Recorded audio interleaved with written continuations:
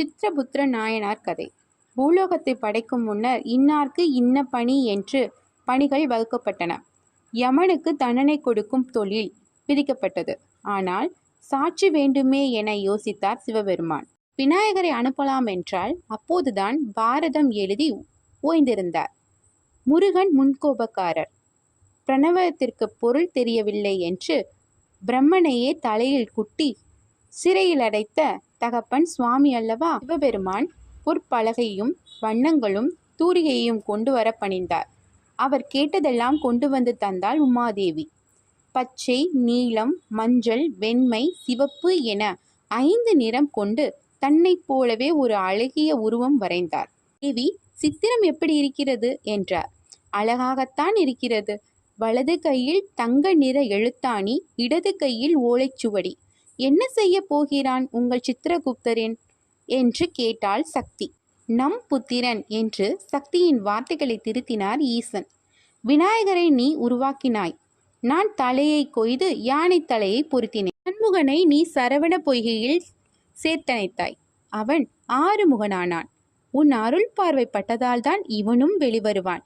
இன்று ஞாயிற்றுக்கிழமை சூரிய பலன் மிகுந்த நாள். கண் பார்வை கூர்மையாயிருந்தால்தான் கணக்கெழுத முடியும். சித்திரை நட்சத்திரம் கன்னியா ராசிக்குரியது. அதில் பிறந்தவன் கணக்கில் வல்லவனாக இருப்பான். பௌர்ணமி தாயான உனக்குரிய நாள்.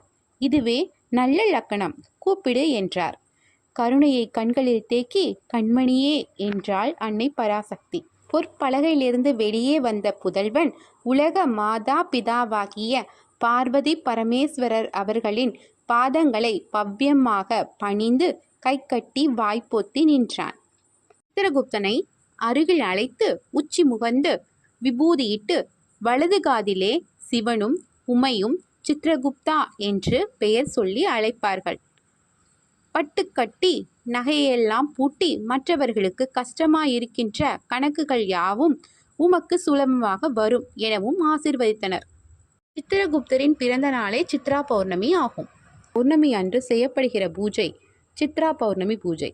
அன்று உப்பில்லாமல் விரதமிருந்து சித்திரகுப்த பூஜையை முடித்து 1 மாதத்தில் அல்லது ஒரு தட்டில் நவதானியங்கள், பச்சன வகைகள், முடிந்தவை நோட்டு, புத்தகம், பேனா, உப்பு, கற்பூரம், ஊதுபத்தி, கிண்ணங்களில் நெய், பால், தயிர், இன்னும் எவையெல்லாம் முடியுமோ அவையெல்லாம் வைத்து தானம் செய்வது மிக மிக நற்பயனை தரும்.